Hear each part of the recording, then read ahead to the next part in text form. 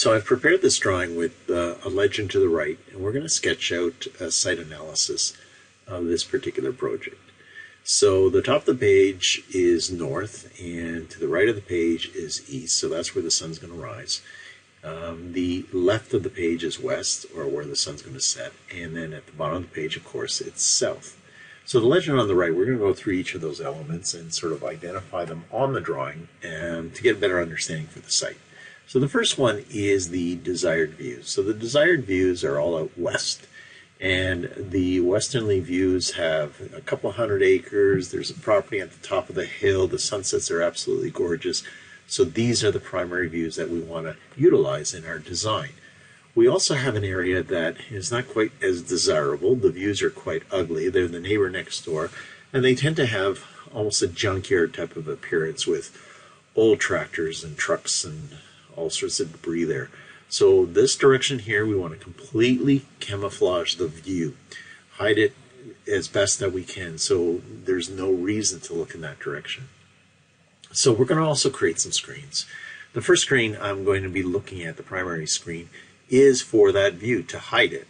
And this screen, even though I've placed it here, can actually move either further north or further south, but that's about the length or the size of what I want to do to prevent any sort of views. And this thing will be in different heights or whatever you want to do, but this will give us our primary screening of it. So now we're going to take a look at some of the sun angles that we have here. We have north sun angle, or I should say we have summer sun angles and we have winter sun angles. So in the summer, June 21st, longest day of the year, the sun rises to the northeast and sets in the northwest. So the arc of the sun is fairly significant, and it's out for a long period of time, somewhere around 6 a.m. to about 9 p.m. In the wintertime, though, the sun rises at a very different location. It's more to the southeast and sets in the southwest. And it rises somewhere about 7:48, 8 a.m. and sets around 4:45, around 5 p.m. So it's a much shorter day, but we have to be aware of these sun angles as we're looking at the property, so they become critical. Now we start identifying areas that are public, private, and so on. So the first area we're going to identify here is the area that we want no access. So we don't want to create any pathways or anything like that. And that's all where the sleeping quarters are in this particular area. So we have also an office in that area. So this whole southern section we're going to leave blank. We'll eventually maybe place some trees there for some natural growth and grass and things of that nature, but nothing significant to sort of attract people to it. So from here, we're going to then focus on the private area. So this particular area is the maintenance area. So this is where the septic tank truck will come to pump up the tank. The back of the property also has a garage door, so that's where the workshop is, and that's where the house maintenance elements are.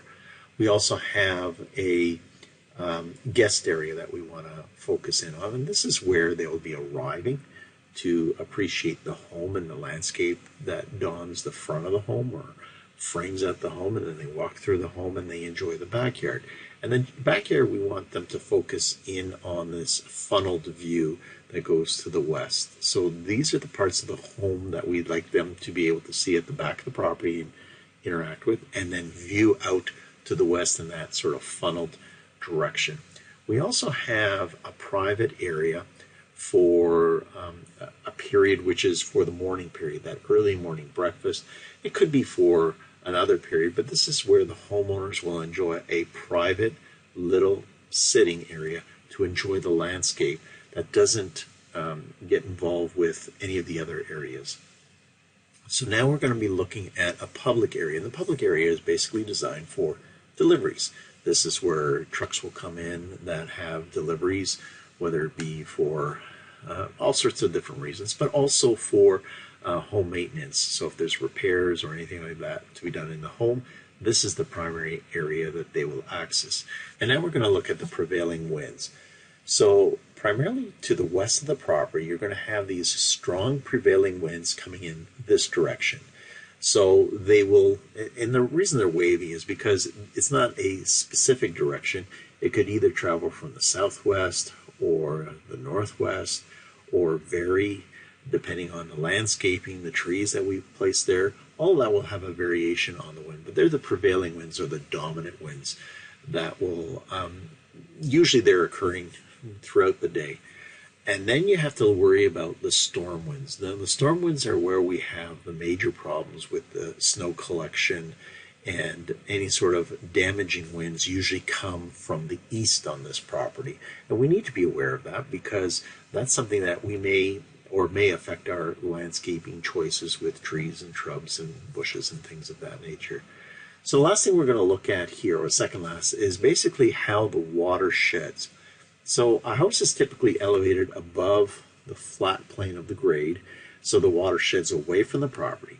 But at the back of the property, the water sheds towards it. So we have to create a swale, and a swale is basically a dip in the land that will accept the water from the home, from the property, and move it around the property. And you can see how this water is sort of traveling around the south end of the property and away from the home. It's traveling away from the driveway in both directions, and it's driven to the east of the property. So those are things we have to be aware of as we're creating the landscaping around it to make sure water is always constantly moving away from the property. The last thing we're going to indicate here is basically where we all have a natural tree line, and we're going to maintain that, we're going to keep that. And that tree line is a visual element from the primary area of the backyard, but it's something that we're also not going to touch. So that's basically it for the site analysis. We've got to constantly keep all these elements in mind as we're creating the different spaces and how people are going to be using them and which people are going to be using them at what time.